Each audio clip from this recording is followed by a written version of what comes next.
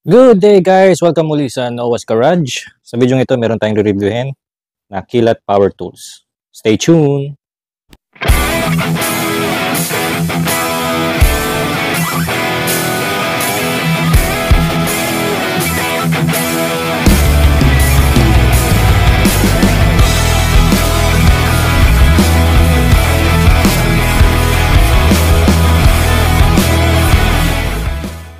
Alright guys, so ito ay isang cordless hydraulic jack. Okay, so isa siyang electric hydraulic jack. So, ang use na ito, pang lift ng sasakyan. Okay, so marami na akong mga na-review ng mga hydraulic jack. Merong crocodile jack, merong battle jack, scissor jack. Marami na, no? So, browse nyo na lang dyan sa aking channel. Pero ito, medyo upgraded na tayo kasi meron na tayong electric hydraulic jack. So, buksan natin.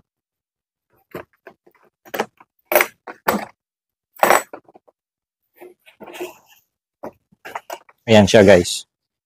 Okay? So ito yung battery niya. Ayan. Siyempre may battery siya, di ba? For emergency purposes kasi ito, pwede nyo gamitin kahit saan, lalo na pag travel kayo ng malayo. Ito yung charger niya. Meron siyang libreng gloves. Ito yung remote control. So ito yung mismo electric jack natin. So, tingnan natin.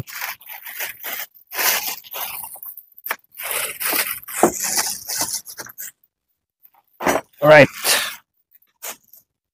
So, ito siya. Medyo mabigat siya. Sabi sa description, 5 kilos siya. So, medyo mabigat, ano. So, kung ilalagay nyo ito sa sasakyan ninyo, most likely, tatanggalin nyo naman yung inyong scissor jack o battle jack dito sa sasakyan ninyo. Mabawasan din naman yung bigat, no, na niadala na sa sasakyan ninyo. So, okay lang naman. So, bala ko kasing ilagay ito sa sasakyan ko ng permanente. Doon lang yung gagamitin ko, no? Kasi, mas mas madali, no? Kahit babaeng driver kayo, madali lang na magtanggal ng gulong o magpalit ng gulong kasi hindi na kayo magpa-pump, hindi na kayo mahirapan na i-lift yung sasakyan ninyo. Okay? So, pakita ko sa inyo.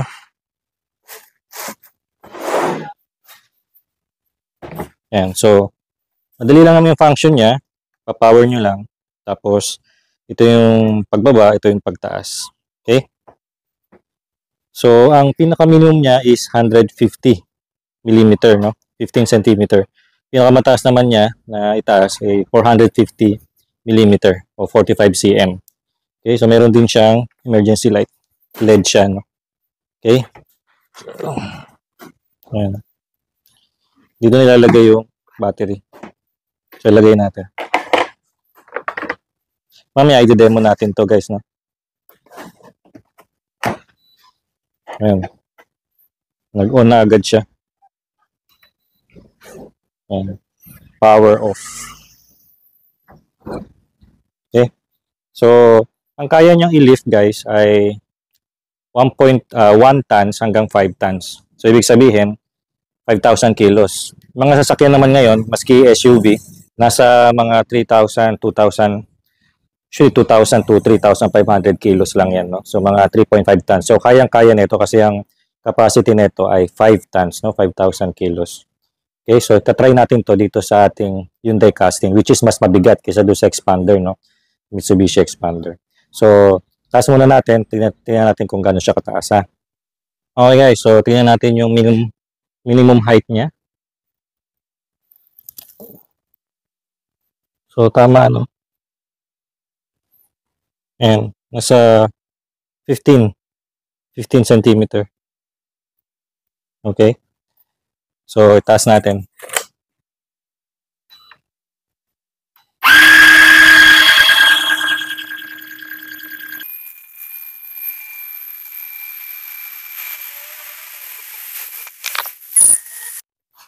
So, yun natin yung height niya kapag full extended na siya.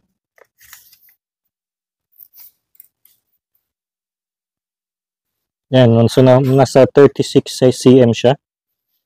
So, sabi ko kanina 45 cm ang pinakamataas, ano?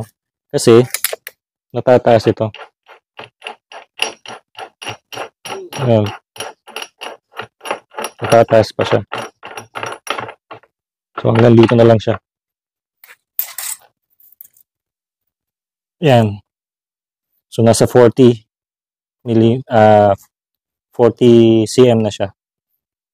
Though yung kanyang description nasa 45 cm. Hindi na siya umangat eh. So sa tingin ko naman 40 cm okay na, di ba? Oh, kahit na yung SUV yan, may aangat na niya yan kahit konti. Alright, kasi wala na siya eh. Ayaw na niya tumaas. So hanggang dyan lang siya. Hanggang 40 cm lang, no? Ayan. Baba natin.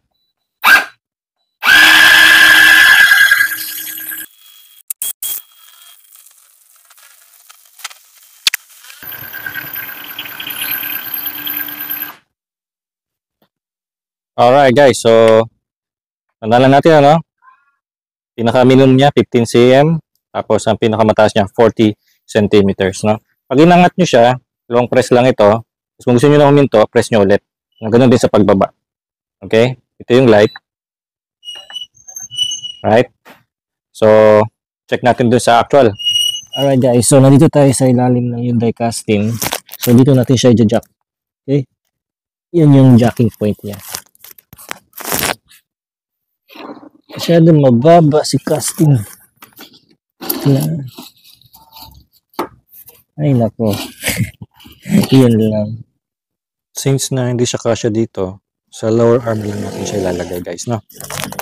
Alright guys, so naka-ready na yung ating jack. Ang gagamitin natin remote control, ano? Kasi hindi natin makita yung controls doon. So, try natin. Angat natin.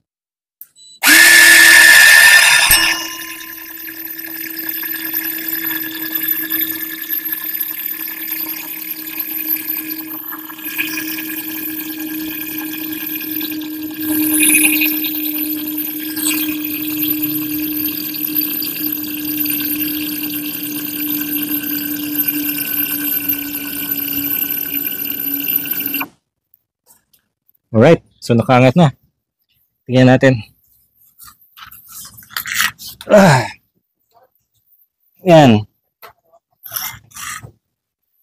Yan, nakaangat na yan guys, no? So, gamit natin yung remote niya. Alright, so pwede po natin iangat yan.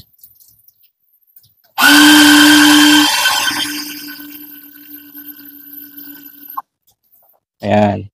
Okay, so useful din yung remote. So, in case na lowered lang yung sasakyan, hanap kayo ng mga jacking point na kasya siya.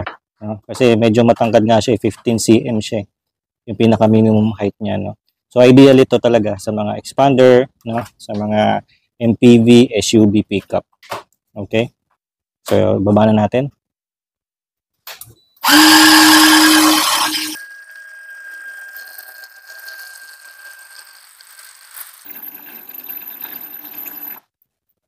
Alright. Alright guys, so nagustuhan nyo ba itong ating bagong product? So ito ang model niya, KCJ01 Kilat. Okay? So kung nagustuhan niyo, gusto niyo ng ganito mga produkto para mas madali ang buhay ninyo kapag kayo ay nasiraan, naplatan, madaling magtanggal ng gulong, madaling i-lift yung sasakyan. So para sa inyo, itong mga ganitong hydraulic jack na electric cordless siya. Okay? So lalagay ko yung link niyan sa ating description para alam nyo kung saan makakabili. Ano? Mura lang naman ito, hindi man ito ganun kamahalan, kayang-kaya ng budget nyo. No? So maganda yung mga ganito na meron kayong ganyang tools sa inyong sasakyan. Siyempre, yung mga stock tools naman natin dyan, yung battle jack o kaya yung scissor jack, okay lang din naman yun. Walang problema doon. Ano? Mas madali lang ang buhay kapag meron ito, pindot-pindot ka lang. No? Walang problema. So pag umaangat siya, wala pang 1 minute, fully extended na siya. Tapos pag bumababa, ganun din. Mabilis lang naman. Okay? So sa next video natin, maglilinis naman tayo ng drum brake ng ating Mitsubishi Expander. Okay, so sana nagustuhan niyo yung video na ito. Kasi na mag-like kayo at mag-subscribe sa Noah's Garage. Maraming salamat. Sa ulitin.